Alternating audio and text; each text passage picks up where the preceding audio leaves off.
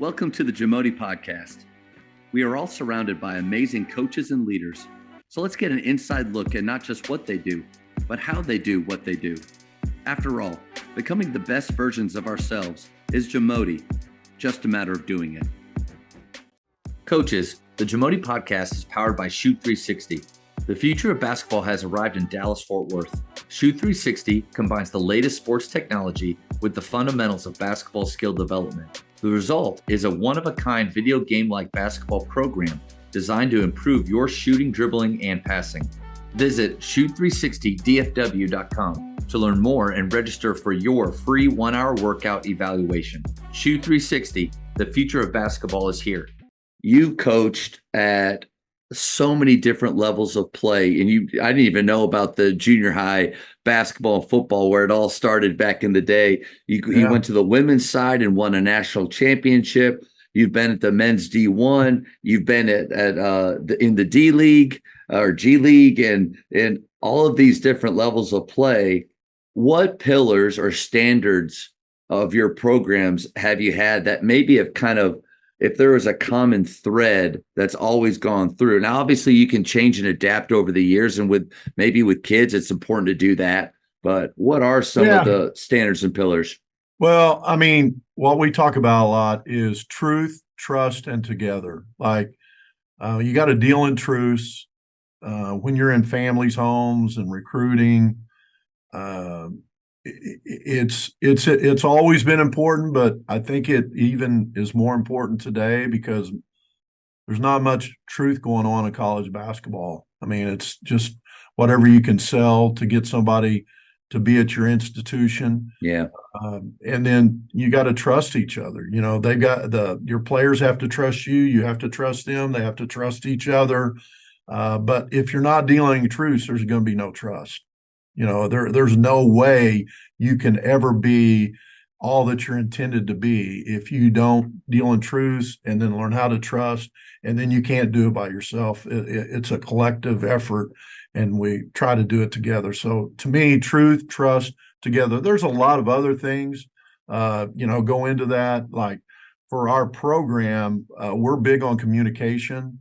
And, if you come into our practice, I mean, everybody's talking, they're encouraging, the scripture says, therefore encourage one another and lift each other up, just as you're doing through 1 Thessalonians 5:11. But I think, we want to be builders and not destroyers.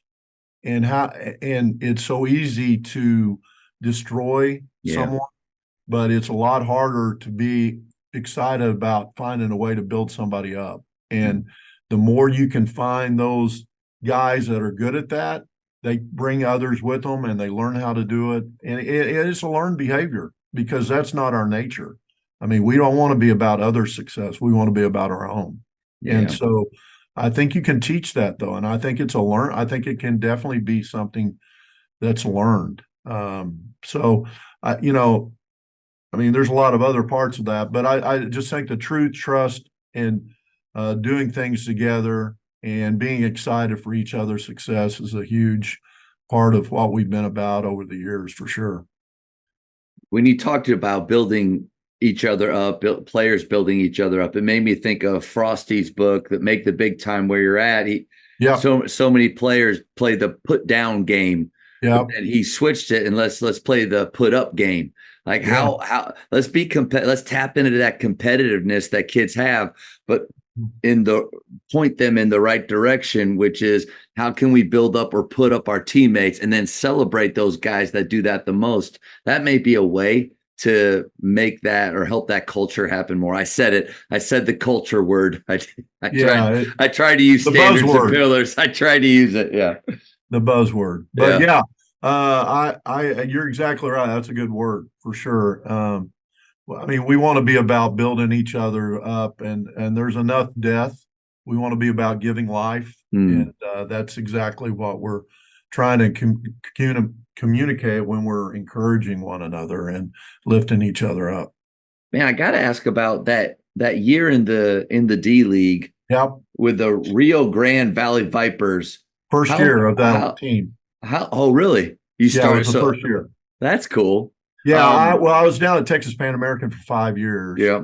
And then I went to OU, and then actually one of our boosters ended up being one of the guys that did the franchise from the Rockets. We were affiliated with three teams: the Houston Rockets, Cleveland Cavaliers, and the New Orleans Hornets. So I actually got to go watch all those practices, and that was a learning experience. The year before that, I coached in the ABA in Arkansas, which was even a Okay. crazier experiment. We were 25-2, and then our owner shut the team down. We were number one in the country, and a lot of the guys didn't get paid. One of the guys that was on that team's assistant at Houston now, Quantus White. But we had a lot Oh of good wow, I didn't players. realize he played there. I played against him at OU a Oh, little did you? bit. Where'd you Yeah, play? at Baylor. I was with Oh, Coach Bliss for 3 years. Coach Drew my senior year, what years were you there? 2004. So I think So we you played might against you in the Puerto Rico shootout. No, Texas San Juan Pan. shootout. Yes, sir. We We did. beat you in Yeah, the finals. that's right.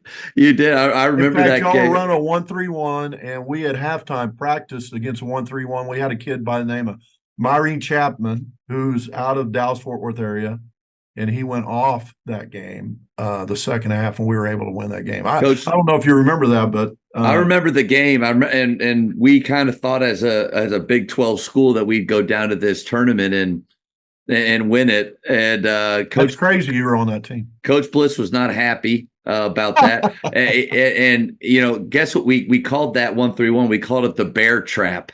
Okay, there you go. Because we're the Baylor Bears. The problem with his 1-3-1 is he put me at the top, and in my opinion, that guy at the top needs to be athletic, needs to have great instincts defensively, long, and none of those things are me. And but I think maybe just there's a toughness factor and a guy that won't stop moving. But the Bear Trap, and yeah, I you know what? It's funny. I glanced kind of right over those years that we definitely crossed over there. I looked at the Oklahoma and thought I was gone the year that you got there. But that's small world. It is. It is. Yeah.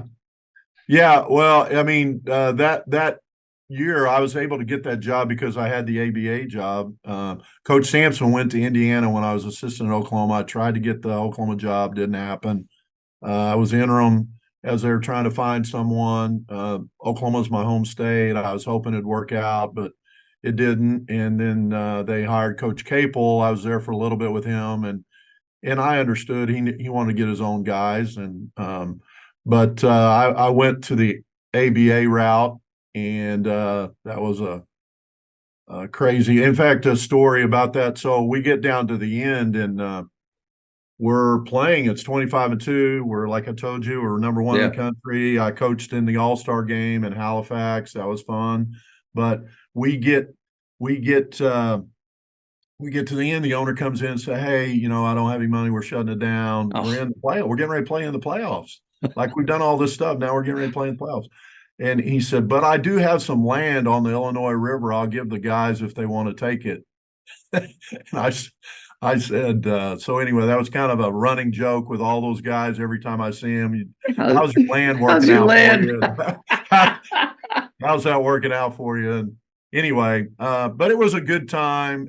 It was a good time, but I don't think I would have got the D League job if I'd not already done some professional coaching. And then some of the people down there where we'd already been for 5 years knew me, that were involved in the process, and that's how I got there. And it was a good experiment. But I'm a college guy. I'm a relationship guy, which is changing now with the way guys are leaving and coming and going. It's almost becoming professional in a lot of sense. College basketball, now high school.